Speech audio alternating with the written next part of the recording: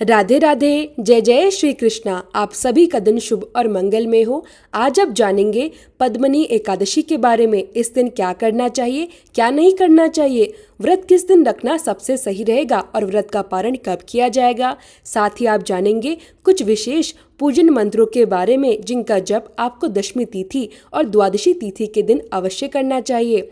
साल 2026 में पद्मनी एकादशी 27 मई बुधवार को है और इसी दिन एकादशी का व्रत रखा जाएगा।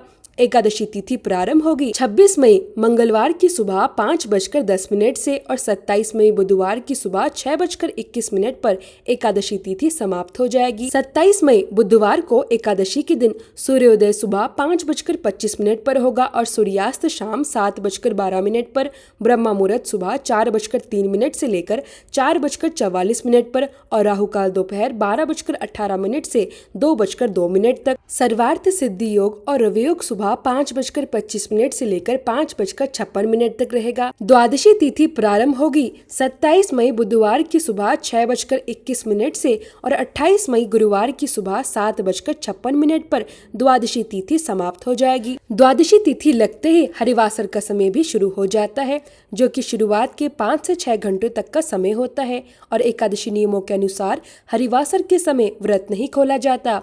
28 मई गुरुवार के दिन सूर्योदय सुबह 5:25 पर और सूर्यास्त शाम 7:12 पर रहेगा। ब्रह्म मुहूर्त सुबह 4:03 से लेकर 4:44 तक रहेगा और हरिवासर समय की समाप्ति 27 मई बुधवार को दोपहर 12:46 पर हो जाएगी।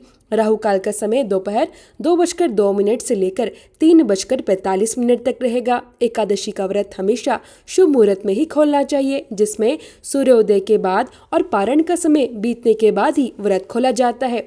जो व्रत पारण की तिथि और शुभ मुहूर्त रहेगा 28 मई गुरुवार की सुबह 5:25 से लेकर 7:56 तक। आपको अपना उपवास इसी शुभ मुहूर्त में खोलना है। दशमी तिथि को तुलसी पत्र तोड़ते समय इन मंत्रों में से किसी भी एक मंत्र का जाप आपको अवश्य करना चाहिए। ओम सुप्रधाय नमः, ओम सुप्रभाय नमः, या फिर मातस्तुलसी गोविंदम हृदयानंद कारणी नारायण से पूजार्थ चिनोमी त्वाम नमोस्तुते। इन 3 मंत्रों में से किसी भी एक मंत्र का आप सच्चे मन से जाप करें। दशमी तिथि को ही तुलसी पत्र तोड़े जाते हैं, क्योंकि एकादशी के दिन तुलसी दल तोड़ना पाप माना जाता है।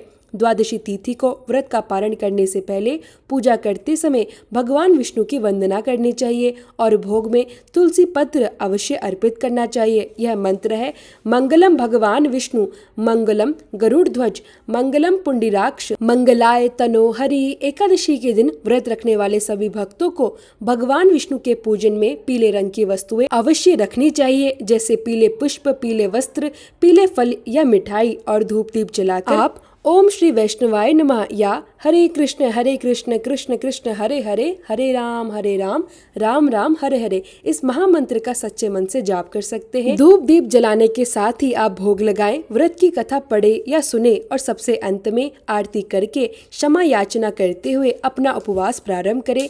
किसी भी व्रत में संकल्प लेकर यदि व्रत प्रारंभ किया जाता है तो उस व्रत की पूर्णता जल्दी होती है और मनोकामनाएं भी शीघ्र पूर्ण होती हैं। इसलिए व्रत का संकल्प भी आप जरूर लें। द्वादशी तिथि को आप जो भी सामग्री का दान दे उसकी पूजा करके और दान देने का संकल्प लेने के बाद ही आपको दान देना चाहिए।